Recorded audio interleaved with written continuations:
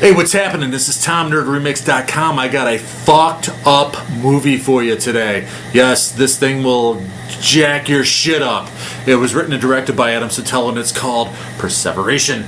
Now, this tells the story of a kid named Joshua, a scrawny, fucked up kid who is more than enough fucked up by the religious upbringing that he has in this cult that he's involved in or born into or whatever you want to talk about, something like that. Anyway, Joshua is sexually abused, he's emotionally abused, he's physically abused, he's kept in a cage, and he grows up to be a fucked up human being.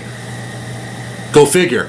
Anyway, Joshua is played by Josh Potter, by the way, and there's some very, very, very deranged set pieces in this. Early on, you get to see some guys swinging balls. I didn't really need to see that. Thanks, Adam. I didn't need to see that. Anyway, there's necrophilia. There's shades of weird surrealistic set pieces, kind of Lars von Trierish or Trierish, something like that. Anyways, there's there's a Negan inspired baseball bat in this, or maybe Negan was inspired by this. Who knows? There's a baseball bat with fucking barbed wire that gets used to messed up effect. I don't know if it ends in a tale of retribution or if it's just a continuation of the vicious cycle of dysfunction and total fucked upness. Is that a word? Anyway, cleverly shot on a very low budget, it looks like. Some cool effects. A very messed up head scene. Yeah. And a weird sewing together of a mask that is both Leatherface inspired and both not. Something. Anyway, the film is broken up into 3 chapters, and this helps out the narrative that sometimes gets jumbled.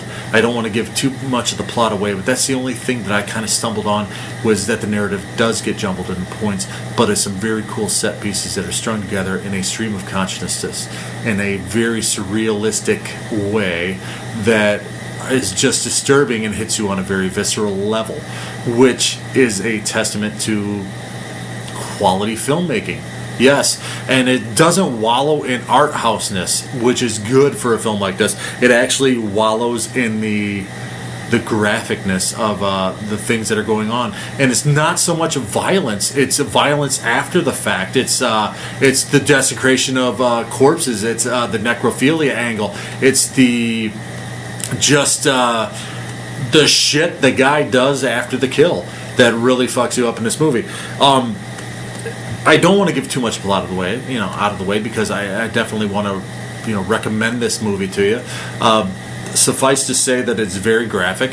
It is not graphic in one of these found footage fucked up let's just push the envelope type of ways, and it's not graphic in a let's just go completely art house type of way, although there is segments in this movie that will remind you of an art house type film.